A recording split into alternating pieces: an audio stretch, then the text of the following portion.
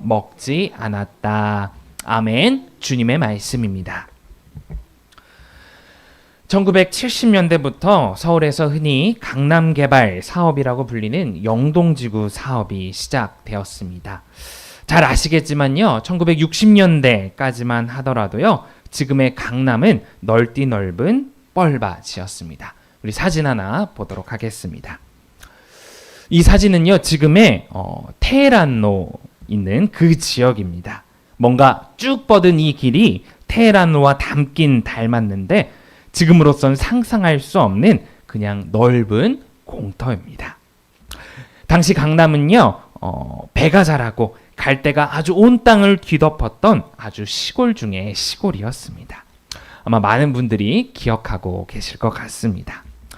행정구역 상으로도요, 당시 강남은 서울이 아닌 경기도 광주에 속한 그러한 행정구역이었습니다.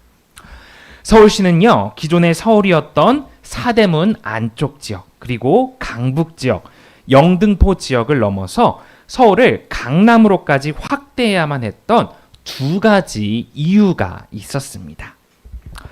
서울에게 강남이 필요했던 첫 번째 이유는요, 전쟁에 대한 기억 때문이었습니다.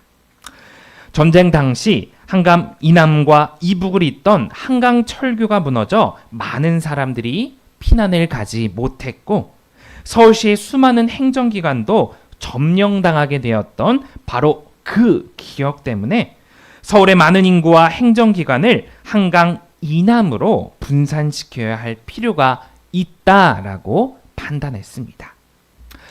강남이 필요했던 두 번째 이유는요, 서울의 인구 과잉과 그에 따른 부작용들이 생겨났기 때문입니다. 1970년대 서울은요, 이미 대한민국 전 인구의 4분의 1이 몰려 살고 있었기 때문에 도시는 과포화 상태에 도달해 있었습니다. 그중 서울시 인구의 5분의 1은요, 몸을 누일 주택이 없었고, 나머지 5분의 1은요, 청계천이나 빈 공터에 무허가 판잣집을 짓고 살았습니다. 굉장히 폭증했던 인구 때문에 치안은 불안해졌고, 교육과 의료 등 사회의 제반 서비스의 질도 현저히 떨어지게 되었습니다. 따라서 서울시는요, 과포화된 인구와 그에 따른 문제를 분산시켜야겠다라고 판단했던 것입니다. 이러한 일련의 이유들로 인해서요, 영동지구는 개발되기 시작했습니다. 한 평당 가격이 정말 휴지 조각에 불과했던, 아무도 찾지 않던 시골 갈대밭 땅이요, 하루아침 금싸라기 땅이 되어버렸습니다. 그리고 88 올림픽을 기점으로 강남 땅은 불패의 땅이 되었고, 강남 신화는 지금도 변함없이 흘러오고 있습니다. 자, 그렇다면요, 본격적인 영동 개발이 시작될 때의 토지 거래 상황은 어떠했을까요? 영동지구 개발 소식을 미리 전해들은 업자나 많은 개발업자들이 강남 지역의 땅을 사기 위하여 엄청나게 많은 돈과 회유책을 들고 강남 지역의 원주민들을 찾아갔습니다. 아주 평범한 시골 농부였던 원주민들이 정말 쉽게 만질 수 없었던 달콤한 그러한 제안을 통해 이들은 영동 땅을 소유했습니다. 원주민들은 거부할 수 없는 그러한 유혹에 이끌려 땅을 업자들에게 판 이후 자신들이 살아왔던 삶의 터전들을 많이들 떠나가게 되었죠. 이러한 우리 시대의 이야기들은요, 전혀 우리에게 어색하거나 이상하게 들리지 않습니다. 왜냐하면 땅을 사고 파는 행위는요, 현재 경제 논리에 있어서 아주 당연한 논리이기 때문입니다. 아주 높은 가격을 주고 땅을 팔고 떠나라 라고 하면 떠나지 않는 사람은 아마 거의 없을 것입니다. 땅을 사고 파는 일은요, 금융자본주의가 정점에 있는 현재에도 모든 경제활동 중에서 가장 중요하며 경제활동의 기초가 되는 그러한 행위입니다.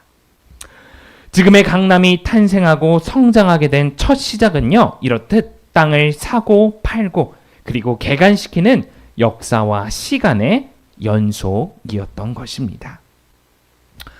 말씀의 서두에 약간 길게 오늘의 이야기를 해드린 이유가 있습니다. 오늘 말씀은요, 이러한 모든 경제활동의 근간이 되는 토지를 판매하지 않던 한 사람에 대한 이야기를 성서는 다루고 있기 때문입니다. 신앙생활을 해오시면서 숱하게 보셨던 말씀이지만 오늘은 그 의미를 조금 더 깊게 묵상해 보고자 합니다. 우리 다시 한번 1절 말씀을 화면을 통해 봉독해 보도록 하겠습니다. 그 뒤에 이런 일이 있었다. 이스라엘 사람 나봇이 이스라엘 땅에 포도원을 하나 가지고 있었는데 그 포도원은 사마리아의 왕 아합의 궁 근처에 있었다. 1절 말씀에서요, 오늘의 등장인물 나봇이 살던 지역을 이스르엘이라고 말하고 있습니다. 이스르엘은요, 그 원어를 살펴보면 하나님이 파종하신다라는 뜻으로 하나님이 사랑하시고 아주 풍성케 하시는 지역이다라는 뜻입니다. 그 이름에서부터요, 아주 비옥한 지역임을 우리는 추측할 수 있습니다. 이러한 풍요의 땅에요, 북이스라엘 왕조는 왕조의 겨울 궁전으로 이 이스라엘 지역을 선택하여 수세월 동안 이곳에 머물기도 하였습니다. 자, 이 풍요로운 이스라엘 땅에 나봇의 포도원과 아합의 궁이 함께 있었다라고 성서는 이야기하고 있습니다. 그렇다면 이러한 풍요로운 이스라엘 땅에 나봇이 가진 포도원이 먼저 있었을까요? 그렇지 않다면 아합의 궁이 먼저 있었을까요? 답은요, 나봇의 포도원이 먼저 있었다라고 말할 수 있습니다. 왜냐하면요, 나봇의 선조들이 가나안 땅에 정착하여 처음 땅을 분배받은 이후로부터 쭉 나봇의 가문의 땅으로 존속하였기 때문입니다. 반면 성서 역사학자들은요, 아합의 궁이 생긴 것은 불과 100년 정도밖에 안 되었다라고 추측하기도 합니다. 우리 이어서 2절 말씀을 함께 봉독하도록 하겠습니다. 아합이 나봇에게 말하였다. 그대의 포도원이 나의 궁 가까이에 있으니 나에게 넘기도록 하시오. 나는 그것을 정원으로 만들려고 하오. 내가 그 대신에 더 좋은 포도원을 하나 주겠소. 그대가 원하면 그 값을 돈으로 계산하여 줄 수도 있소. 우리가 익히 아는 것처럼 2절 말씀에서 아합은요, 나봇에게 하나의 제안을 합니다. 바로 나봇이 가지고 있는 그 포도원을요, 자신에게 팔라라고 하는 그러한 제안이죠. 마치 영동지역 개발 때처럼 나봇이 가진 땅을 팔면 더 좋은 양질의 땅을 준다고 합니다. 혹은 시세 이상으로 땅값을 쳐준다라고 이야기하고 있죠. 경제적 논리로 보면요, 전혀 문제될 것이 없습니다. 상호 간의 이익을 합리적으로 일치시켜줄 거래가 성사될 것 같아 보입니다. 공급자와 수요자의 필요를 일치시켜줄 수 있는 조건을 바로 아합은요, 제시하였습니다. 여기서 아합이요, 나봇의 땅을 원하는 이유는 단 한 가지입니다. 바로 나봇의 땅이 자신의 정원을 만드는데 꼭 필요한 땅이었기 때문입니다. 정원이라고 번역된 이 말은요, 좀 더 구체적으로 말하자면 푸른 정원입니다. 고대 메소포타미아 문명을 비롯한 이스라엘 근처의 다양한 고대의 왕조들은요, 자신들의 왕권을 높이고 그 권세를 자랑하기 위하여 수많은 푸른 정원을 짓곤 했습니다. 관계 수로를 통해 척박한 땅에 거대한 정원을 만들었고, 외국에서 다양한 식물 종들을 들여와 정원을 가꾸었습니다. 이렇게 아합이 짓고자 한 정원은요, 단순한 관상용 정원을 뛰어넘는 것이었습니다. 바로 그가 짓고자 한 푸른 정원은요, 자신의 왕권을 높이고 권위를 위시하려는 하나의 장치였던 것이죠. 아합이요, 이 푸른 정원을 말씀의 배경이었던 이스라엘에 짓고자 한 것을 우리는 주목해 보아야 합니다.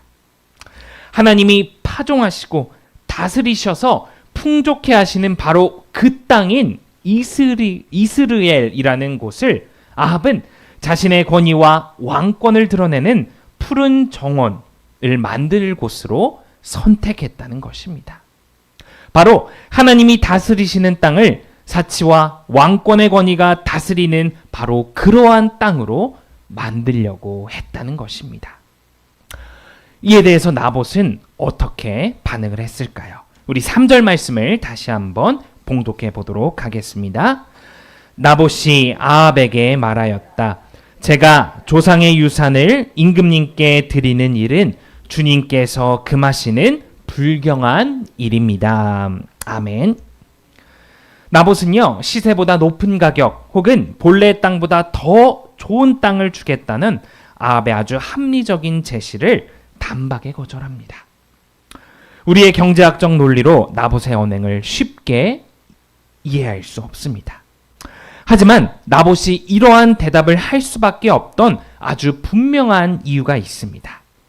우리 잠시 레위기 25장 23절 말씀을 함께 봉독하도록 하겠습니다. 땅을 아주 팔지는 못한다. 땅은 나의 것이다. 너희는 다만 나그네이며 나에게 와서 사는 임시 거주자일 뿐이다. 아멘. 이스라엘 백성들이 하나님께서 약속 가운데 주신 언약의 땅으로 입성하고 난 후 가장 먼저 한 일은요, 땅을 지파별로 분배하는 것이었습니다. 그리고 하나님께서는요, 그들에게 한 가지 조건을 내것입니다. 바로 그 땅을 사용할 수는 있지만 아주 가지지는 못한다는 것입니다. 땅은 임시적으로 사용하는 것이고 하나님께서 은혜의 선물로 잠시 동안 우리에게 맡겨주신 것이라는 것입니다. 이스라엘 백성들은요, 이러한 하나님과의 언약을 공유하고 있었습니다. 따라서 그 누구도 다른 지파들과 토지를 거래하지 않았으며 토지를 빌미로 여타의 경제활동을 하지 않았던 것입니다. 나봇이 소유했던 바로 그 토지도 하나님으로부터 자신의 조상들에게 사용을 조건으로 선물로 받은 것이며 나봇은 하나님과 그들의 조상들의 유업으로서 이를 지키고자 했던 것입니다. 우린 이 대목에서요, 나봇의 이름의 뜻이 무엇인지 살펴볼 필요가 있습니다. 우리 그 다음 PPT입니다. 3절 말씀 중에요, 조상의 유산이라고 번역된 이 히브리어는요, 나할라트 아보트입니다. 나봇 그리고 나할라트 아보트, 뭔가 관련이 있다고 들리시지 않으십니까? 맞습니다. 바로 나봇이란 그 이름은요, 조상의 유산이라고 번역되는 나할라트 아보트의 축약형입니다.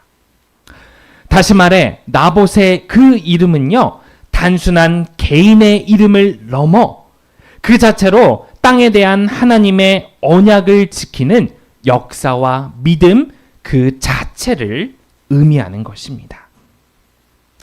오늘날 우리들의 시선으로 보자면 나봇에게는 인생의 절호의 기회가 눈앞에 주어졌습니다. 그렇지만 나봇은 다시 찾아올지 모르는 그 중대한 기회를 거부합니다. 여호와께서 모든 토지의 소유주라는 정말 캐캐묵은 그 신앙, 자신으로부터 몇 대 위인지조차 가늠조차 안 될 정도로 오래된 그 전통 신앙을 자신의 삶의 역사로 삼아 그대로 지켜냈기 때문입니다. 우리 신앙인들 역시 평일 동안 일상 속에서 일상의 생활을 하며 살아갑니다. 그 가운데 신앙의 가치관과 일상의 가치관이 대립할 때가 참 많을 것이라 생각합니다. 바로 이 지점에서 우리는요, 나봇의 신앙의 유산을 따르는 그러한 그리스도인들이 되어야 합니다. 신앙이 단지 주일에 드리는 예배에 만족하는 것에서 끝난다면 우린 신앙적 유혹이 우리를 찾아올 때 결코 우린 이를 이겨낼 수 없습니다. 캐캐묻고 일상과는 다른 신앙의 메시지를 우리가 삶 속에서 끝까지 고수하고 지켜내지 않는다면 신앙의 시험이나 어려움이 찾아올 때 우리는 흔들리거나 무너지는 신앙이 될 수밖에 없는 것입니다. 우리는 나알라트, 아보트, 신앙의 유산을 정말 나봇이란 이름처럼 우리의 몸과 마음 안에 굳건히 간직한 채 그 신앙의 유산을 고수하며 살아가는 그러한 믿음의 굳건함이 우리에게도 필요하다는 것입니다.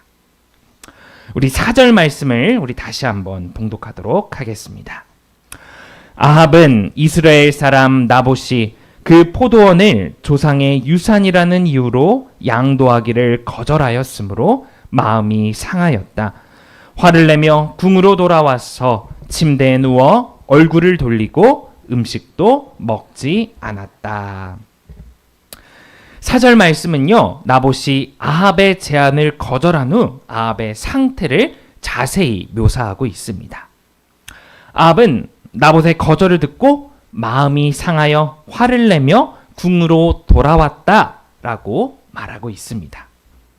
아합의 이러한 태도는요, 놀랍게도 바로 직전 장인 열왕기상 20장 43절 말씀에 아주 동일하게 나타나는데요.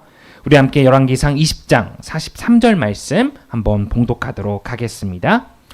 이스라엘 왕은 마음이 상하여 화를 내면서 사마리아에 있는 자기의 궁으로 돌아갔다. 아합은요, 오늘 말씀 직전에 20장 말씀에서요, 베나닷과의 전투에서 승리를 했습니다. 하나님께서는 그 전쟁에서 멸망시키기로 작정한 사람을 놓아주지 말라라고 말씀하셨지만 아합은요, 정치적이고 경제적인 이유를 들어 베나닷을 죽이지 않고 놓아주고 말았습니다. 이에 대해 예언자는요, 아합을 찾아가 멸망과 죽음의 대언의 말씀을 아합에게 전달했습니다. 그 예언자의 말씀을 전달받은 아합은요, 방금 우리가 함께 봉독한 43절 말씀처럼 마음이 상하여 화를 내면서 자기의 궁으로 돌아갔다라고 성서는 증언하고 있습니다. 즉, 성서적 구조상 조상의 유업에 대한 나봇의 거절과 예언자의 심판의 말씀은 동일선상에 놓여져 있다는 것입니다.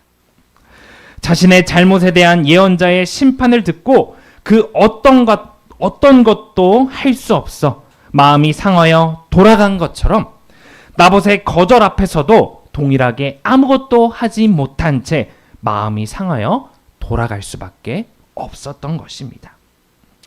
한 국가의 왕이요, 일개 농부인 나봇에게 취할 수 있는 행동과 다소 거리가 멀어 보입니다. 물론 예언자야 그럴 수 있다지만 나봇의 말을 듣고는 따지던과 권력으로 압박할 수 있었지만 아합의 태도는요, 예언자에게 취한 행동과 동일하다는 점에서 우리는 의문을 가질 수밖에 없단 것입니다. 왜 그럴 수밖에 없었을까요? 아합 역시도 조상의 유업, 나알라트, 아보트에 관한 그리고 토지에 관한 하나님의 말씀과 그 신앙의 전통들을 이미 알고 있었기 때문입니다. 예언자로부터 직접 하나님의 말씀을 전달받은 것과 마찬가지로 그 권위와 신앙의 전통이 중요하다는 것을 이미 아합도 알고 있었다는 것입니다. 한 개인으로서 내가 어떻게 할 수 없는 하나님의 준엄한 약속임을 알았기 때문입니다. 바로 그렇기 때문에 아합은 20장과 마찬가지로 21장에서도 속이 매우 상해 자신의 궁궐로 돌아갈 수밖에 없었던 것이죠. 아합은요, 조상의 유업에 대한 그 전통과 신앙의 엄격함을 알고 있었음에도 토지를 구입하려고 하였고 이스라엘 땅에 자신의 권위를 내세울 정원을 만들려고 했습니다. 이미 신앙의 전통과 역사를 알고 있었음에도 불구하고 그 신앙의 전통을 깨려고 시도했던 아합은요, 성서를 통해 우리에게 이르기까지 불신앙의 대표적인 인물 중 한 사람으로 전달되고 있습니다. 우리는요, 나봇과 같은 믿음을 지녀야 합니다. 정말 오래되고 융통성 없어 보이고 내 경제와 생활에 도움이 안 되지만 주님께로부터 받은 신앙을 고수하며 살아간 그 나봇의 믿음을 우리는 지녀야 합니다. 하지만 우리의 일상의 삶은 아합과도 같을 때가 많이 있습니다.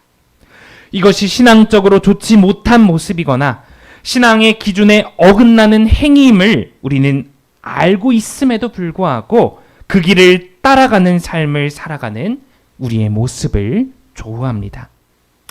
베나닷을 나의 경제와 정치적 상황을 핑계대면서 놓아주고 신앙의 약속으로 사고 파는 것이 불가능한 땅을 사려 하고 하나님이 다스리시는 그 이스라엘 땅을 나의 권위와 체면을 위한 땅으로 바꾸려고 하고 살아갑니다. 나봇과 아합은요, 우리와 멀리 떨어진 옛 인물이 아닙니다. 오늘 우리가 추구해야 할 혹은 따르지 말아야 할 신앙의 태도를 보여주고 있는 상징이자 방향점인 것입니다. 나봇, 나알라트, 아보트라는 그 신앙의 유업을 삶으로 녹여낸 것처럼 우리 창현교회 성도님들께서도 신앙의 유선을 그리고 말씀과 신앙을 우리의 삶 가운데 녹여내며 살아가시는 우리 모두가 되기를 간절히 소망합니다. 아멘. 우리 함께 기도하겠습니다. 주님, 아봇의 신앙으로 우리가 살아가게 하옵소서. 믿음의 원칙을 끝까지 고수하며 우리의 삶에 어떠한 유혹이 찾아오든지 어떠한 시험이 다가오든지 조상의 유업으로 받은 그 말씀을 붙잡고 살아가게 하옵소서. 수많은 기준들이 무너지며 돈으로 무엇이든지 가능한 이 세상 속에서 그것들을 이기는, 능히 이겨낼 수 있는 믿음의 기준을 굳건히 붙잡게 하옵소서. 이 모든 말씀 우리의 길이요 진리요 생명 되신 예수님의 이름으로 기도드립니다. 아멘.